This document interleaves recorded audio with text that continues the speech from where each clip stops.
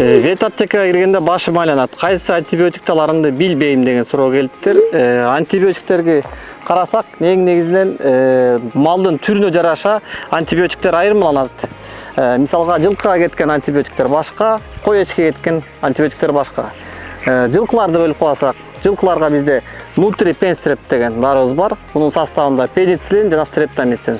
Широкий спектрдеги антибиотик, башкача айтканда ич оорулары, ич өткөк болобу, өпкө оорулары бардыгына кетет. Азыр сезонго байланыштуу жылкыларда мисалга кургак чөтөл жүрүп атат. Кургак чөтөлгө эң жакшы дарылардын бири болуп саналат. Уйду, кой эчкилерди карасак, аларга сайылчу дарылар башка. Мисалга, эгер инфекцияны бөлүп карасак, острый формада жана хронический формада бөлүнөт. Острый форма деген бул эмне? Острый форма деген мал соо эле жүрүп, мисалга, эртеси эле ооруп калды, катуу ооруп калды. Бул острый формадагы. Хронический болсо бул жай өтөт. Мисалга, өпкө ооруларын алсак, мурундан суюктук постоянно агып турат, жөтөлөт, маал менен арыктайт, бирок көпкө чейин созулат. Бул хронический формадагы оорулар. Острый формадагы ооруларга колдонушу башка дарылар. Хроническийге башкалар колдонот. Эгерде мисалга бодомал кой эчкинин острый формадагы оорулары болсо, бул күнүгө сайылчу антибиотиктер колдонушу керек. Мисалга бизде пенициллин, нутрипенстреп, энерофлокс деген дарыларыбыз бар. Булар күндө сайылат. 3 күндөн 5 күнгө чейин колдонот. Булар острый формадагы ооруларга өтө эффективдүү. Эгерде хронический формадагы ооруларды карасак, анда бул жерде тетрациклин группасындагы антибиотиктер жана пенициллин группасындагы кээ бир антибиотиктер колдонулат. Мисалга доксициклин, окситетрациклин, бизде мына оксифлумицин про деген дарыбыз бар.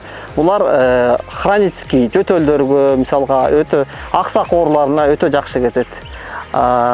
Пенициллин про, амоксициллинди карасак, булар негизи маститте колдонсо болот, өпкө ооруларында жана мисалга үстүңкү дем алуу жолдорунун инфекцияларында колдонулат.